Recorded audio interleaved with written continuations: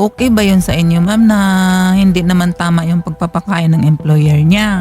Amo niya, kukunin yung cellphone. Ayaw niyang ibigay, parang ginanyan daw siya. Parang Okay. itinolak. Gusto sana niya ibalik siya sa agency doon. Para hanapan ng ibang Oo. employer. Magkakaroon lang ng right ng employer na wag po i-surrender or wag ibalik po sa agency. Kasi ang hirap ha. I mean, hindi biro na hindi makontak ng nanay.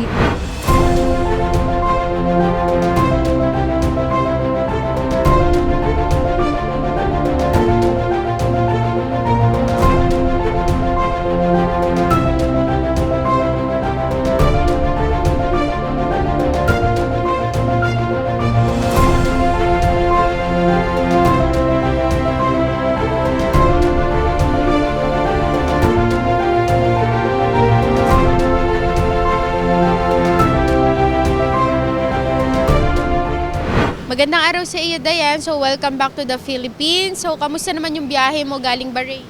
Okay naman po kahit mahirap. One day po ako nag-intay sa Bahrain to Philippines po. Anong masasabi mo na nakauwi ka na dito sa Pinas matapos ngayong ginawang pang-aabuso sa iyo ng amo mo doon sa ibang bansa? Masaya po kahit wala po akong nadala kahit masaya po ako kasi makita ko po yung mga anak ko. Mami, anong pakiramdam mo na nakita mo na yung anak mo? Siyempre masaya po. Kasi andito na siya. Hindi na ako mag-alala. Kung naiyak. Sa tuwa. Sa tuwa po, masaya lang. Kaysa nandoon pa siya, palagi ako nag-iisip sa kanya. Paano na nangyari? Ganun. Ay ngayon nandito na siya. Okay na ako.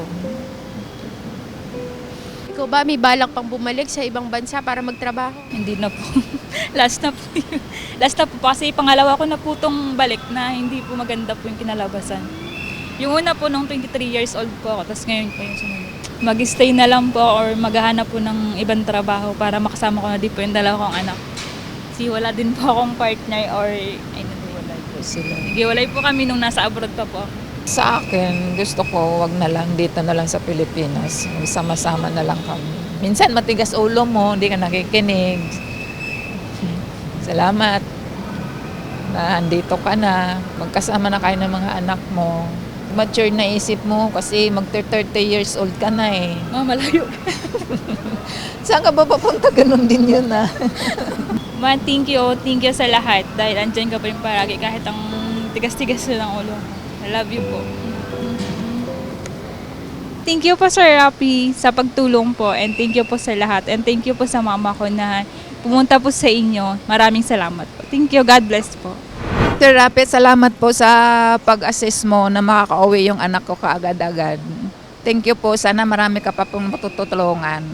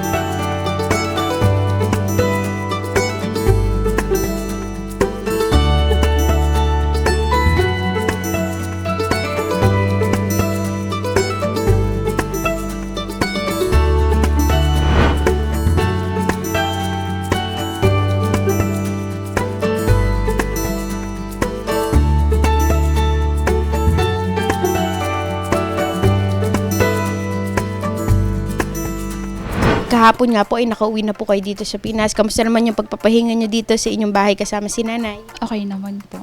Nakapag-rest po kahit pa paano. And hindi na po ako nag-aabala sa alarm ko. So bilang karagdagan tulong po ni Idol Rafi ay syempre binilhan po niya kayo ng mga groceries para po sa inyo ni Mami. So kumpleto na po ito ma'am. Meron na po mga bigas, delata, noodles, and syempre yung iba pa ninyong pangangailangan niya sa mga hygiene po para po hindi na po kayo gumastos sa inyong pang-araw-araw na pangangailangan.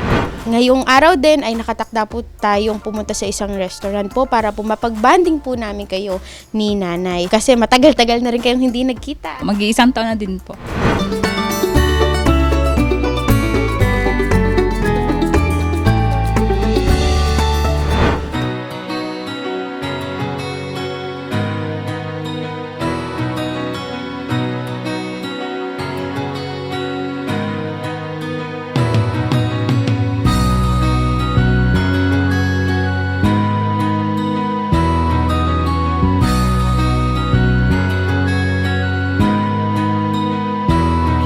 Rapi Tulpo, isang taong hindi ka iiwanan basta nasa Thank you po sa lahat and nakauwi po ako ng ligtas and andito po ako sa mama ko and thank you po sa grocery na binigay niyo po and thank you din po sa binigay niyo pong pagbabanding po sa aking mama. Thank you po. susumbungan. Pag sa hirap ang lahat ay gusto mo ng tuldukan, gagawa ng paraan pa siya ang iyong tinakbuhan. Di lang basta solusyon sa iyong pinagdadaanan. Maraming mahirap ang binigyan ng kabuhayan, mga tao na binuhay ang pag-asa na naglaho na, mga taong sumuko na sa buhay ibinangon niya. Idol, napakasarap mo magmahal, sana araw-araw ay gabayan ka ng